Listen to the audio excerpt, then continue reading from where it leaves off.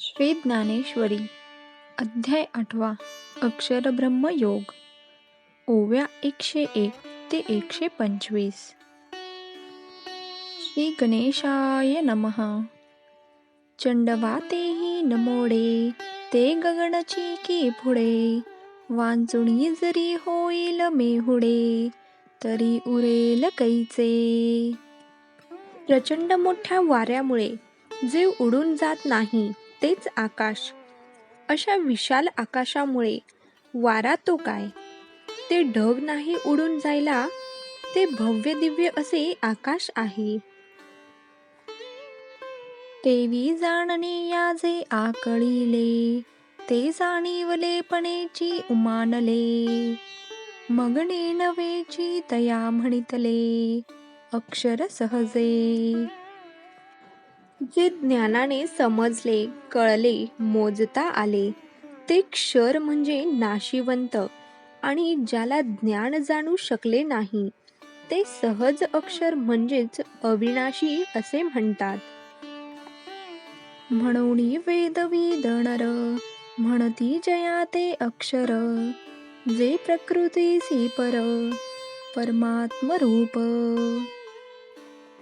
म्हणून वेदज्ञाते मंडळी त्याला अक्षर, मायेच्याही पलीकडले सच्चिदानंद असे ब्रह्म आहे असेच मानतात. आणि विषयांचे विष उलंडुनी, जे सर्वेंद्रिया प्रायश्चित्त देऊणी, आहाती देहाची या बैसोणी झाडा तळी.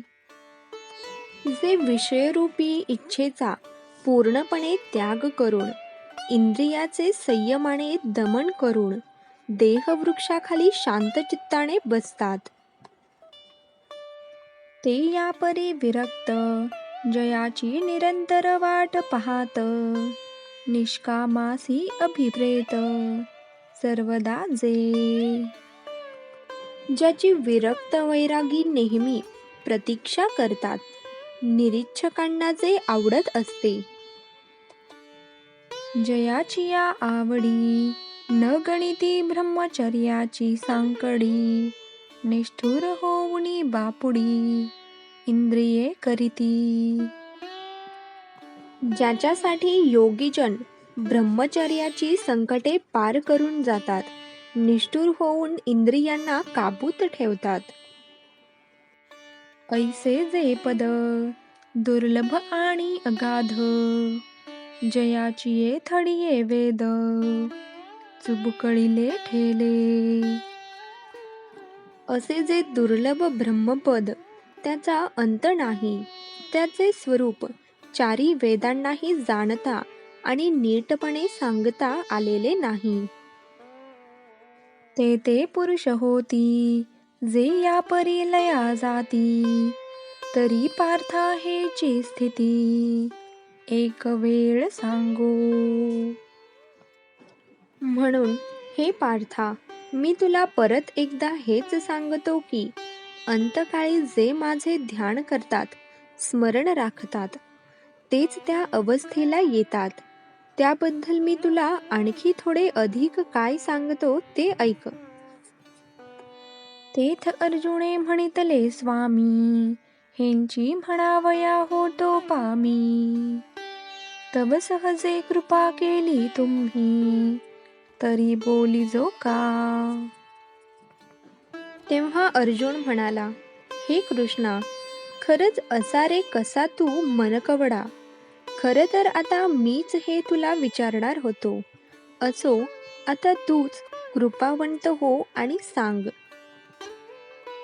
परी बोलावे ते अतिसोपे, तेथे म्हणितले त्रिभुवन दीपे. तुझ काय नेणो संक्षेपे, सांगेन ऐक. पण हे देवराया, जे सांगशील ते मला कळेल अशा सोप्या भाषेत सांग. त्यावर भगवंत म्हणाले, अर्जुना, तुला आणि तुझ्या ज्ञानेपणाला मी आज का ओळखतोय, आता सर्व सांगतो. तरी म्हणा या बाहेरीलीकडे, या वयाची साविया सवे मोडे. हे हृदयाची आडोही बुडे तैसे किजे. ते तू आर्तभावाने श्रवण कर, म्हणजे बाहेर न सांडता ते ज्ञान तुझ्या मनात आतपर्यंत मुरेल. परी हे तरीच घडे जरी संयमाची अखंडे, सर्वद्वारी कवाडे कळा सती. ज्यावेळी दृढ निश्चयाने साधक आपली इंद्रियांची सर्व कवाडे बंद करून घेतो, त्यावेळी ह्या गोष्टी घडतात. तरी सहजे मन कोंडले हृदयीची असेल उगले, जैसे करचरणी मोडले परिवरून संडी. असे झाले म्हणजे बाह्य गोष्टीत भटकणारे मन चित्ताच्या ठायी स्थिर होते. जसे हातपाय मोडलेले प्राणी त्यांच्यावर घरातच पडून राहावे, असे मन हृदयातच स्थित होते. तैसे चित्त राहिलिया पांडवा प्राणांचा प्रणवूची करावा, मग अणुवृत्ती पंथे आणावा मूर्धनी वरी. अर्जुना, या आसनावर बसल्यावर मन शांत आणि स्थिर झाले की मग साधकाने प्राणायाम करून ओंकाराचे ध्यान करावे.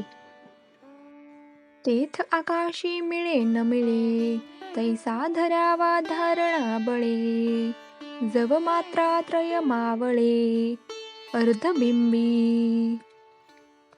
मग आकार, उकार आणि मकार ही त्रयी अर्धमात्रेत मिळेपर्यंत धारणेने बलाने हळूहळू प्राणवायू ब्रह्मकाशात न्यावा.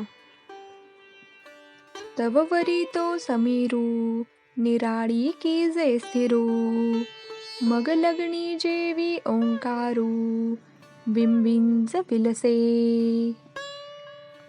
तोवर तो वायू मस्तकाशात स्थिर करावा. मग ओंकार आणि तो वायू याचा संयोग झाला की मूळ स्वरूप जे परब्रह्म, त्या ब्रह्मात तो रममाण होतो. तैसे ओम हे स्मरो सरे आणि तेथेंची प्राणो पुरे, मग प्रणवांती उरे पूर्ण घन जे. वायू हा ब्रह्मात रममाण झाला की मग हळूहळू त्या ओंकाराचे स्मरण सुद्धा बंद होते. तिथेच प्राणाचा शेवट होतो. मग त्या ओंकाराच्याही पलीकडले ते ब्रह्मानंद स्वरूप शिल्लक राहते. म्हणोनी प्रणवैक नाम हे एकाक्षर ब्रह्म, जो माझे स्वरूप परम समरथ सांता. यालाच प्रणव असे म्हणतात. जे ओंकार हे एकाक्षर ब्रह्म आहे, त्या माझ्या परमस्वरूपाचे स्मरण चिंतन करतात. या परी त्यजी देहाते तो त्रिशुद्धी पावे माते, जया पावणया परवते आणिक पावणे नाही. जो माझ्या चिंतनात देहत्याग करतो तो निश्चयाने माझ्यापर्यंत येतो. मदप्राप्तीशिवाय त्याला अन्य कोणतीच गती मिळत नाही. तेथ अर्जुना जरी विपाये तुझ्या जीवी हण ऐसे जाये, नाहे स्मरण मग होये काय सयावरी अंती. अर्जुना, तुझ्या मनात अशी ही शंका येत असेल की त्या अंतसमयी माझे स्मरण कसे होणार. इंद्रिया अनुघडू पडलिया जीविताचे सुख बुडालिया, अंतु बाहेरी उघडलिया मृत्यू चिन्हे. हळूहळू इंद्रिये कार्य करेनाशी झाली, गात्रे शिथिल पडू लागली, म्हणजे देहाबरोबर सगळीकडे मृत्यूचिन्हे दिसू लागतात, अशी अवस्था होते. ते वेळी बैसावेची कवणे, मग कवण निरोधी करणे, तेत काह्याचेनी अंत करणे प्रणव स्मरावा. अर्जुन विचारतो देवा, अरे अशी मरणासन्न अवस्था झाल्यावर कोणी उठून बसायचे, इंद्रियाचे दमन कसे करायचे आणि अंती त्या ओंकार या एकाक्षर ब्रह्माचा ध्यास कसा घ्यायचा, हे सारं फार अवघड आहे. तरी का ऐशिया हो ध्वनी, जणे थारा देशी हो मणी, पै नित्य सेविला मी निदाणी, सेवकू होय. तेव्हा भगवान म्हणतात, हे बघ, तू या शंका मनात घेऊ नकोस. जो जीवनात आधीपासूनच माझ्या ध्यान मनन चिंतनात असतो, त्या भक्ताच्या अंतकाळी मी आपणहून त्याला सहाय्यक होतो. जे विषयांसी तिळांजळी देऊणी, प्रवृत्तीवरी निगड वाऊणी, माते हृदयी सुणी भोगिताती. जे भक्त, उपासक, साधक विषयांना पूर्ण तिलांजली देतात, इच्छा कामना यांना संयमाचा बांध घालतात, जे मला त्याच्या अंतरंगात स्थान देतात, ते सुखानंद अनुभवतात. परिभोगी तया अराणुका, भेटणे नाही शुद्धाधिका, तेथ चक्षुरादी रंका कवन पाडू. त्यांना माझ्या प्राप्तीच्या सुखासमाधानामुळे साधी तहानभुकेची आठवण राहत नाही, मग नेत्रादिकांच्या विषयांचा तिथे पाड तो काय. जय जय राम कृष्ण हरी.